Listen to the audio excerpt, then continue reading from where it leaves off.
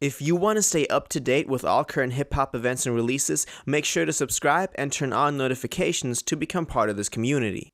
In 2009, Kid Cudi released his debut studio album Man on the Moon: The End of Day, and it catapulted him into the limelight thanks to his never in hip hop seen before honesty and emotional openness on the record. A year later, in 2010, he released the sequel to this first album titled Man on the Moon 2: The Legend of Mr. Rager. This project was a lot darker than the first one and gave us an even more detailed glimpse into the mind of Scott Mescudi, more so into the dark sides though.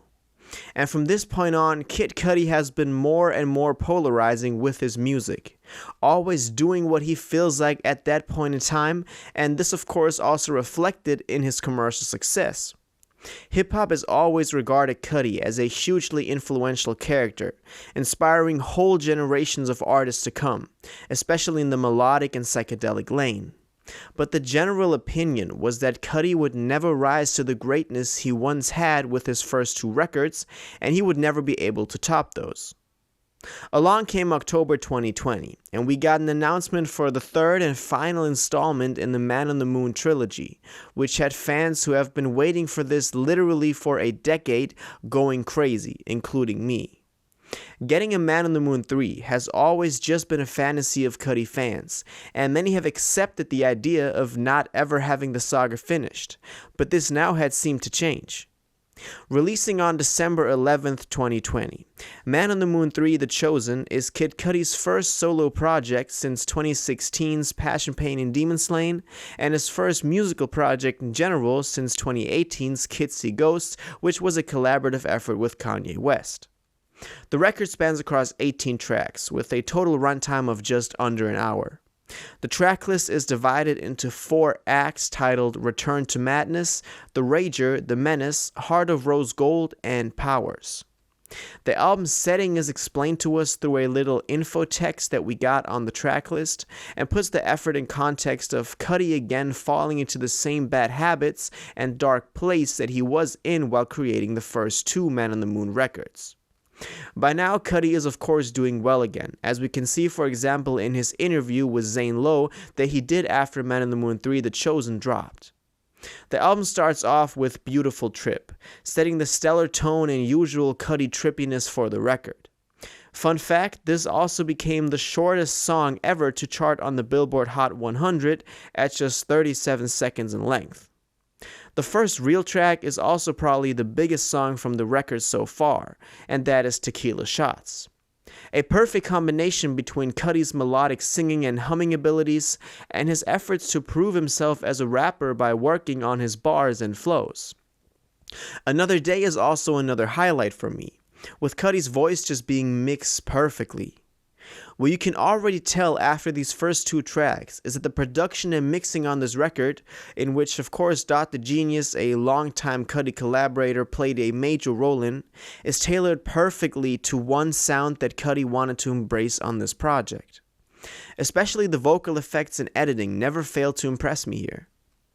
Then moving on to She Knows This, a more up-tempo song that you can tell was heavily influenced by Travis Scott, who of course is very close to Cudi, and Cudi also said that he did impact him in the creation of this album.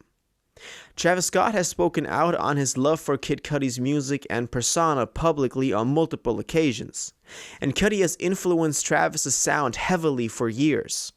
So for the student now to influence the teacher is such a great thing coming full circle, and I don't understand the criticism of Cudi sounding too much like Travis on here, since he originally inspired Travis to develop that sound.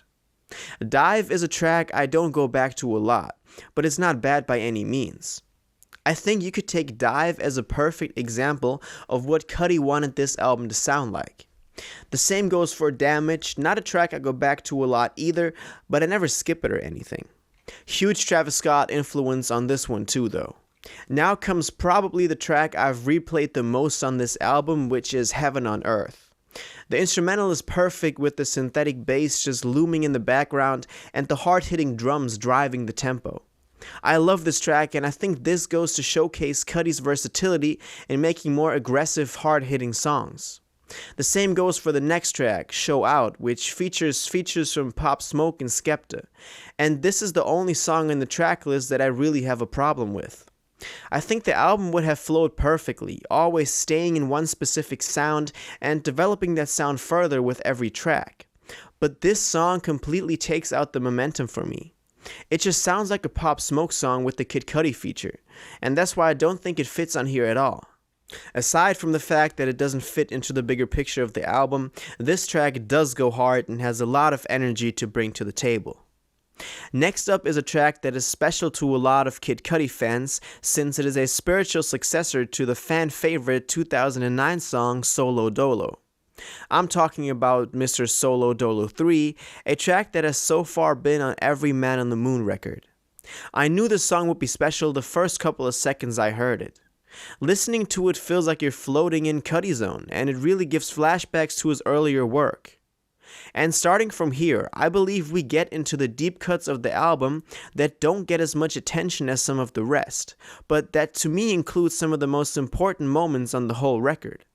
Sad People has one of the best hooks on the whole project in my opinion, and again reminds me of something Cudi could have made back in 2009 in the days of the first Man on the Moon. Elsie's Baby Boy Flashback is a beautiful singing track with amazingly mixed vocals, and Cudi's humming on this one again took me to another dimension. This of course serves as a tribute to his mother Elsie Mescudi and describes how she raised Scott when he was a little kid and also his different stages of growing up.